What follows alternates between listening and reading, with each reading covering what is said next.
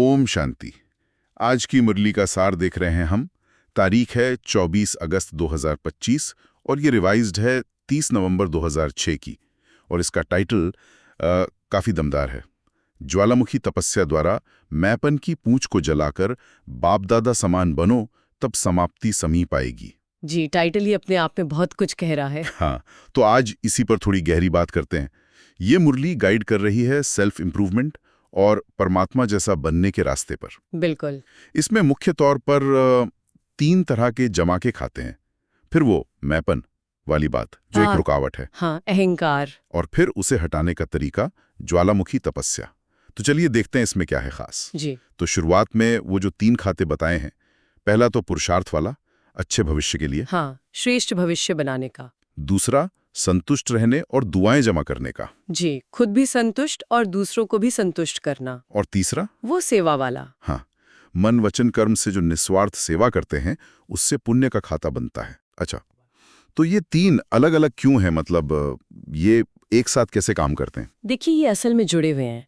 मतलब सिर्फ पुरुषार्थ किया लेकिन मन में संतुष्टता नहीं, या सेवा तो की पर स्वार्थ था, तो बात नहीं बनेगी। इन्हें बढ़ाने की चाबी भी बताई है, वो है हमारी आंतरिक स्थिति, निमित्त भाव रखना, निर्माण रहना और निस्वार्थ होना। निमित्त, निर्माण, निस्वार्थ। ओके। और इन सब की चाबी जो बहुत इंटरेस्टिंग है वो है 3 बिंदी। हाँ, वो 3 बिंदी, आत्मा बिंदी, बाप बिंदी और ड्रामा फुल स्टॉप। ये सुनने में तो सिंपल है, पर रोज की लाइफ में कैसे काम आती है ये चाबी? देखिए, ये बहुत प्रैक्टिकल है।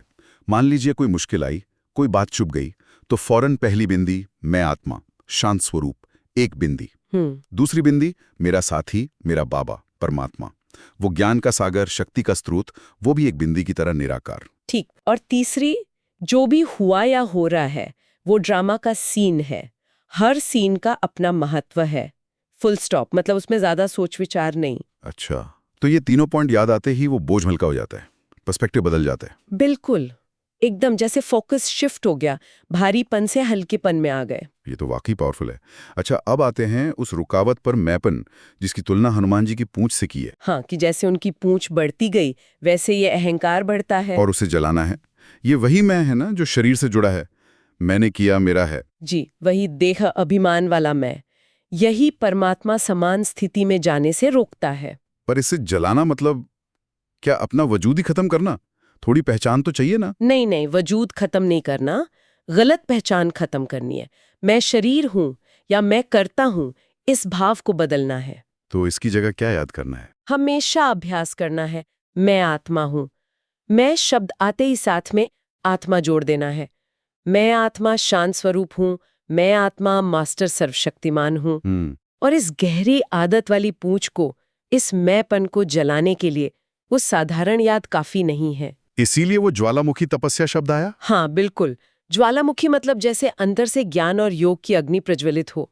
बहुत शक्तिशाली फोकस्ड याद। जैसे सारी शक्ति एक पॉइंट पर लगाकर उस अहंकार को भस्म करना। जी, जैसे लेंस से सूरज की किरणें फोकस करके आग जलाते हैं, वैसे ही। वाह। और ये करने की प्रेरणा सिर्फ अपनी उन्नति के लिए नहीं है।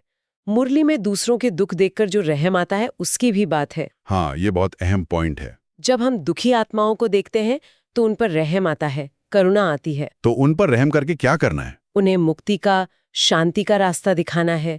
अपनी शक्तिशाली स्थिति से उन्हें वाइब्रेशन देना है, उन्हें परमात्मा का परिचय देना है।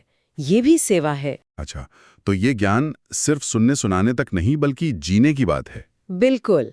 मनसा सेवा मतलब अपने पावरफुल विचारों से विश्व की सेवा, और साथ में वाणी से भी सेवा, दोनों साथ साथ। मतलब हमारा चेहरा, हमारी चाल, हमारा व्यवहार, वो खुद ही परिचय दे। हाँ, ऐसा हो कि लोग देखकर ही महसूस करें कि इनके पास जरूर कोई खास शक्ति है, कोई शांति है, बिना बोले ही बाप का परिचय मिल जाए। और इसमें सफलता के लिए एक और चीज जरूरी बताई है, दृढ़ता। जी, पक्का निश्चय।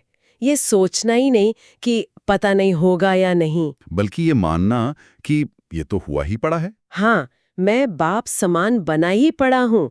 ये दृढ़ संकल्प बहुत जरूरी है। तो कुल मिलाकर सार यही है कि अपने उस छोटे मैं को मिटाना है, तीव्र अभ्यास और पक्के निश्चय से। हाँ, ज्वालामुखी तपस्या और दृढ़ता से बाप समान बनना है। और इससे न सिर्फ अपना परिवर्तन होगा बल्कि दुनिया में भी पॉजिटिव चेंज आएगा। बिल्कुल, वरदान भी यही इशारा कर रहा है, दाता बनकर अपनी कमजोरियों को खत्म करो, मास्टर दाता बनो।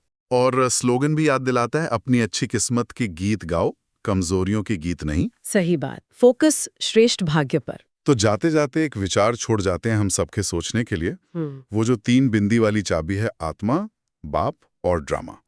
अगर हम रोज की भागदौड़ में, मुश्किलों में सचमुच इन 3 बिंदुओं पर ध्यान टिकाने की कोशिश करें तो हमारे हर पल के अनुभव में, हमारे नजरिए में क्या फर्क आ सकता है। सोचने वाली बात है। जरूर सोचिएगा इस पर। ओम शांति। ओम शांति।